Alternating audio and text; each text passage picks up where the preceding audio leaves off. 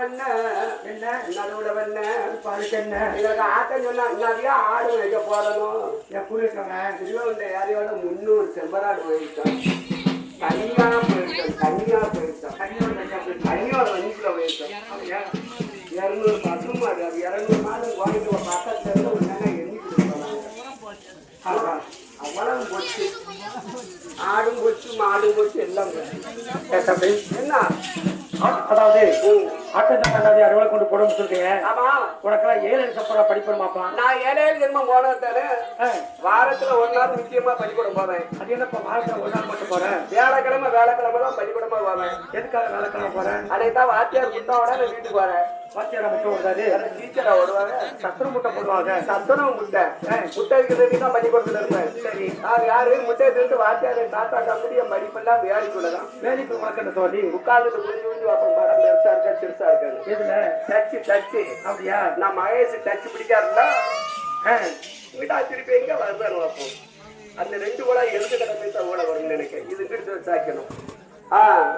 அதனால வாத்தியார் படிப்பு நான் படிச்சுட்டு இருக்கேன். சரி அதான் தம்பி என்ன ஆபத்துக்கு வந்த பிள்ளையும் அவன் பசிக்கு வந்த அன்னமும் தங்கத்தை தீராத தண்ணீரும் சரித்திர மரியாத பெண்களும் கோபத்தை அடக்காத வேந்தனும் குறுமொழி அறியா சீடரும் இந்த கோலத்திலிருந்து விருத்திகிறேன் சொல்றாங்க.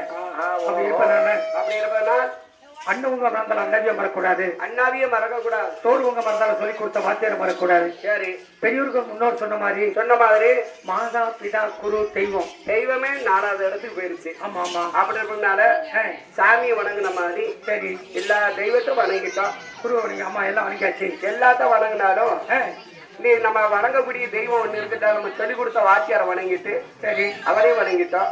ஆமா திரும்ப நீ யாரை வணங்கணும்? சபையை வணங்கணும். சாமி ஒருத்தாலும் பொறுப்பு ஐயனாவத்துல கூடி உள்ள சபை இருக்காது. இந்த கூடி உள்ள சபை தான் நமக்கெல்லாம் ராசசபை என்றால் தெய்வ சபை. 2 சபையும் சேர்ந்தாதான் நம்ம ஒரு சபையாகலாம். இல்லைன்னு சொன்னா உப்புலா சோறு செப்புன்னு இருக்கும். அப்படித்தான் கிடக்கும். உப்புலா சோறு செப்புன்னு இருக்கும். அதனால சபையை வணங்கிட்டு சரி அடுத்த ஆமாங்க. ஐயா உதாரு கொஞ்சம் வாரங்க உதாரு உசாரு கொஞ்சம் மோரக்கார உசாரு உதாரு கொஞ்சம் மோரங்கார உதாரு இங்க ஊரை வைக்கிற மாறு கூட வந்து இருப்பாரு.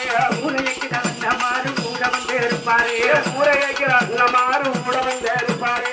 ஊரை வைக்கிற மாறு கூட வந்து இருப்பாரு. பக்கத்தடிக்கிற அண்ணமாறு பக்கத்தில் இருப்பாரு.